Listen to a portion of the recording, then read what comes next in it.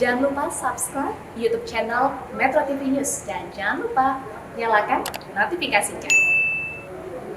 Polisi tengah memburu pelaku dugaan penistaan agama dalam video di kanal YouTube Joseph Paul Jang yang saat ini diduga berada di Jerman. Apa langkah-langkah yang akan dilakukan polisi untuk mengusut kasus ini? Sudah bergabung bersama kami Kabak Penum Divisi Humas Mabes Polri, Kombes Polisi Ahmad Ramadan. Selamat malam, Pak Ramadan. Pak Ramadan, jadi sejauh ini bagaimana penyelidikan yang dilakukan oleh pihak kepolisian? Apakah akan menerbitkan red notice sesuai dengan tadi apa yang disampaikan oleh anggota Komisi 3 DPR RI? Ya. Setelah penyidik menerima laporan polisi, tentunya penyidik bergerak cepat, segera mempelajari apa yang dilaporkan, kemudian mempelajari barang bukti berupa rekaman, kemudian melibatkan para saksi ahli, diantaranya ahli pidana, ahli bahasa, dan sosiologi hukum, dan tentunya berdasarkan barang bukti dan keterangan saksi tersebut, penyidik berkeyakinan menetapkan yang bersangkutan sebagai tersangka. Oke. Kemudian setelah ditetapkan tersangka tentunya sudah menaik ya dari penyelidikan, naik ke penyidikan. Penyidik sore tadi menerbitkan DPO.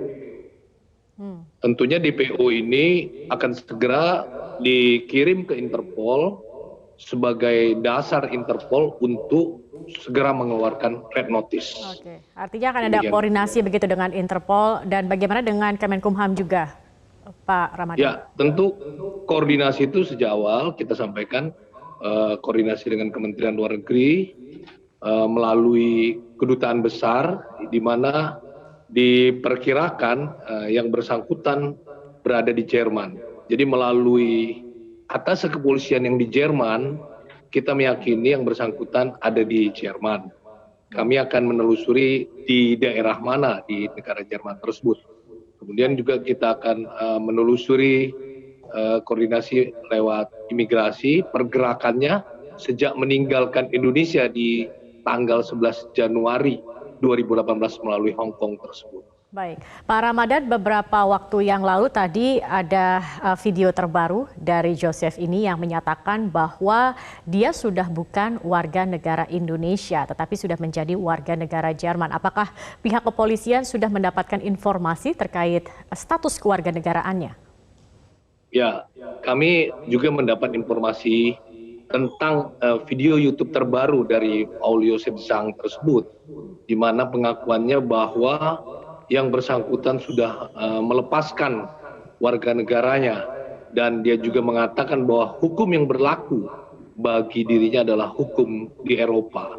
Itu hanya pengakuan dari dia, tentunya kita tidak semudah itu untuk mempercayainya. Kita akan telusuri apakah pernyataan di YouTube tersebut dia benar. Ya, karena tidak segampang itu untuk melepaskan, tentunya kita juga akan koordinasi dengan imigrasi yang bersangkutan apakah masih menjadi warga negara Indonesia. Baik, artinya status kewarganegaraan sedang didalami lagi begitu ya Pak Ramadan. Tetapi ya, apabila kita tadi dalami. Baik, tadi Anda katakan statusnya sudah naik menjadi penyidikan begitu. Tetapi ini pelaku atau tersangka ini tidak berada di Indonesia saat ini. Apakah ini bisa dilakukan penyidikan kasus pidana terhadap tersangka? Hukum pidana di Indonesia memberlakukan dua asas, yaitu asas territoriality. Jadi dia dimanapun dia berada, dia bisa kita lakukan sepanjang dia adalah warga negara Indonesia. Jadi ajas nationality. Jadi ajas teritorial dan juga ajas nasional atau nationality. Jadi warga negara Indonesia dimanapun berada akan bisa dilakukan hukum yang berlaku di Indonesia sepanjang dia adalah warga negara Indonesia. Tentunya kita akan komunikasikan di mana dia berada. Baik, Terakhir Pak, ini kalau melihat dari latar belakang dan ini bukan pertama kalinya begitu tersangka melakukan ataupun juga memposting sesuatu di media sosial yang provokatif terkait dengan isu agama seperti ini sejak 2018 juga ini sudah dilakukan. Nah, sementara virtual police ini kan juga berjalan Pak. Ini apakah tidak terdeteksi dan mengapa hingga saat ini pun YouTube dari tersangka ini masih bisa diakses? Videonya juga masih ada begitu, Pak? Tentunya pasti terdeteksi, Mbak. Virtual police mempunyai peran memberikan peringatan, memberikan edukasi kepada pemilik-pemilik akun yang memposting. Tentunya melalui prosedur, di mana prosedurnya memberikan edukasi dan peringatan. Peringatan pertama diberikan waktu selama 1x24 jam, kemudian ketika tidak direspon kita memberikan peringatan. Nah, sedangkan untuk men-take down atau take out daripada postingan tersebut adalah kewenangan yang bukan merupakan kewenangan Polri. Jadi kita memberikan edukasi. Virtual police itu merupakan upaya preemptif daripada kita atau pencegahan juga. Tapi bisa dilaporkan ke platform yang bersangkutan seharusnya kan ini Pak Ramadan ya untuk men-take down video-video tersebut. Ya, kita bisa komunikasi dengan Kementerian Kominfo untuk men-take down tersebut.